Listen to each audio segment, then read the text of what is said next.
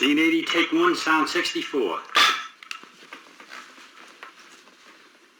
Mr. President, I wonder if you could tell us about some of the audiences you talked to in the 1948 campaign. For instance, I think we'd all be curious about what was the smallest audience you had in the 1948 campaign? Well, it'll sound as if I'm bragging about the 1948 campaign, but I never had an audience under 5,000 or 10,000 people. And the whole series of trips which we took, about 31,700 miles on the train. Mr. President, I wonder if that's the longest campaign trip that any president or presidential candidate has ever taken. Do you know? I can't answer that intelligently. I think Bryan took a very long train campaign trip, but whether it was longer than that or not, I don't know. You were talking earlier about, well, for instance, Jefferson and campaigning. I wonder if you'd tell us, sir, again,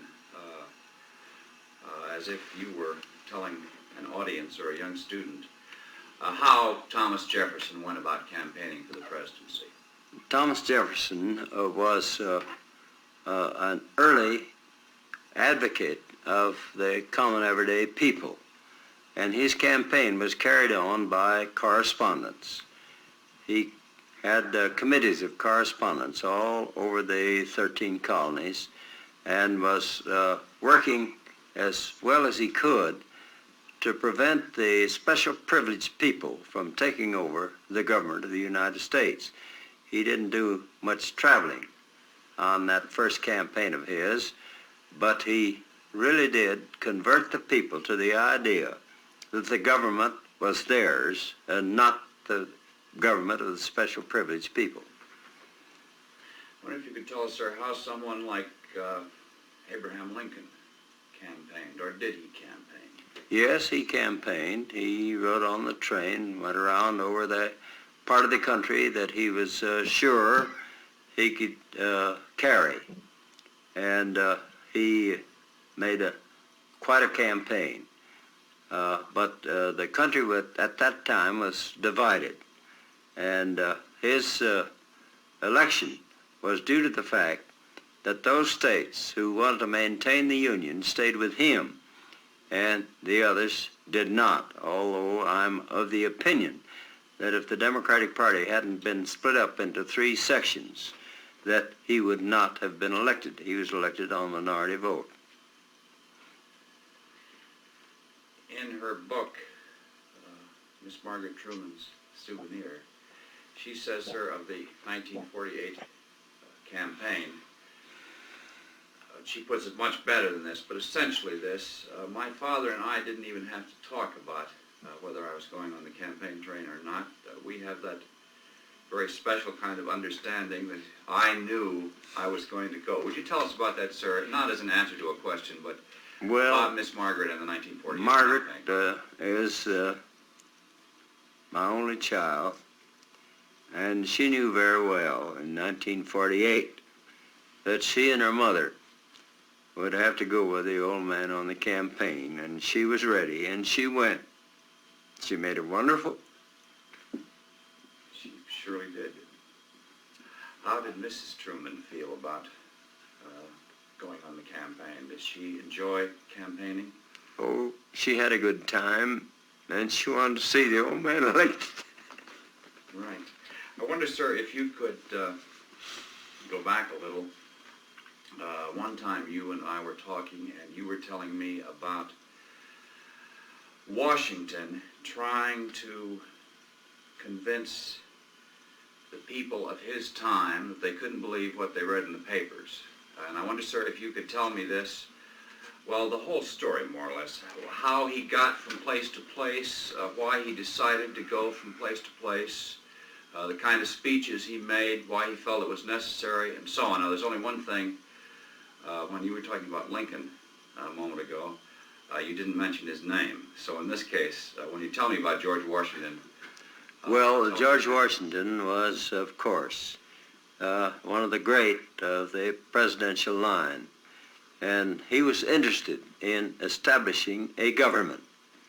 and he had to do some traveling around in order to do it. He went by stagecoach and horseback, and when he was finished with the problem which he had in view, he had accomplished the purpose of setting up a government, which very few men could have done. And that's the reason he's one of the great presidents, because he succeeded in inaugurating a government, a free government of the United States under the Constitution, which he had helped to write. He'd been president of the Constitutional Convention. I wonder, sir, if you could tell us, skipping way ahead now, in 1948, the Republicans met in Philadelphia also a little while before. I wonder if you could tell us, sir, whether you looked, I think that was the first convention that was on television. I wonder if you watched it and what your reaction was. Oh, yes. I was in the White House at the time, and I didn't have anything else to do, so I sat and watched it. And I watched all the mistakes they made and took advantage of them, and it worked. I wonder, sir, if you could, you said it, if you could say, I watched the Republican convention. Well, I did. I watched the Republican convention, and it was a most interesting program. And that's when I put them on the spot about calling a special session and making them carry out their program as they set it out in their platform. There was a lady, sir, who somewhat later became our ambassador, I believe, to Italy, who made a speech at that Republican convention. I wonder, did you hear that lady's speech? No, I didn't. And I'm glad I didn't. You don't think much of her oratorical? Oh, well, she was talking politically and in a partisan manner, and there wasn't any use in my listening to that sort of a speech and then getting stirred up about it, because it didn't mean anything, because she didn't win. I wonder, sir, in taking all the time you'd like, if you could tell us about how you felt about the press in 1948. Not only how you felt, but how you felt the campaign was covered. How you felt about the editorials, about how the percentage of newspapers against you as against the percentage that was for you. Just in general, anything you'd like to say. Well, you don't have, about the press in 1948, you don't have to worry about the percentage that were for me.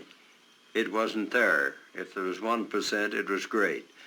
I doubt if there was that much. And it didn't make any serious difference, because I was out seeing the people and telling them exactly what I stood for, and it didn't make any difference what the press stood for, because everybody understood that the press is and always has been for special privilege.